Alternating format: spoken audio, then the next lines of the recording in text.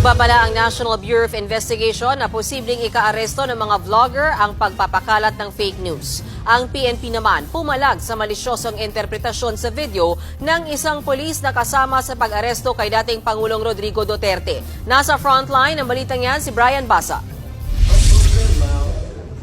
Kalat ngayon sa social media ang videong ito. Tila naiiyak at nagpupunas ng luha ang pulis na yan. Kabilang siya sa mga nakabarikada kay dating Pangulong Rodrigo Duterte sa Villamor Air Base sa Pasay matapos siyang arestuhin nitong Martes. Sa mismong video, may text pang nakalagay na umiyak ang mga pulis na umaresto kay Digong. Maraming netizens ang naniwala riyan. Pero sabi ng Philippine National Police, pawis at hindi luha ang pinupunasan ng pulis sa video. Hindi po totoo yun. Kung kayo po ay nakapasok po doon sa holding area, ay maliit lang po yun. At sa dami ng entourage nila, sa dami ng mga pulis natin na nandoon, napakainit po nung suot po ng mga staff natin. Naka-camouflage po yun, nakasombrero. Kahit kami rin po ay basang-basa po ng pawis. Giit pa ng PNP, hindi rin bumaba ang moral ng mga pulis dahil sa pagkakaaresto kay dating Pangulong Duterte. Wala rin daw pulis na umalis sa serbisyo dahil sa insidente. Nagtanong na po tayo sa personal po natin. Wala pa naman po tayong nare-receive na anumang official communication na advising the PNP na mag-resign po sila.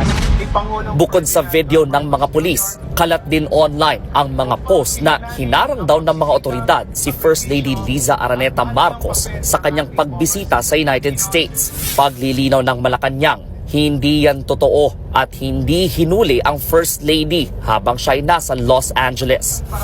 Dahil sa mga fake news na yan, nagbabala ang National Bureau of Investigation sa mga vlogger na nagpapakalat ng maling impormasyon online. Nagmo-monitor lang kami, yung mga ganyan vlogs, mga trolls, minomonitor lang namin yan. There are already cases filed against some of them. Magugulat sila. Pero kung tutuusin, 59% o majority ng mga rehistradong botante sa bansa ang naniniwalang seryosong problema sa Pilipinas ang fake news. 20% lang ang nagsasabing hindi ito seryoso. Batay yan sa ginawang survey nitong Pebrero ng Social Weather Stations o SWS. Paliwanag ng isang journalism professor, posibleng isang ugat ng problema sa fake news ay ang sistema ng edukasyon. Bagamat may media and information literacy subjects sa mga paaralan, hindi raw nito masyadong nabibigyang diin ang pagiging mapanuri. Kung tutuusin, mas usapin pa ng computer literacy ito. Kaya nga yun yung problema pagka masyadong skills-oriented yung ating education program. Problema rin daw ang anyay mga nasa kapangyarihan. Ang gusto kasi ng mga nasa kapangyarihan, bulag na tagasunod lang yung mga mamamayan. Ayaw nila ng critical thinking.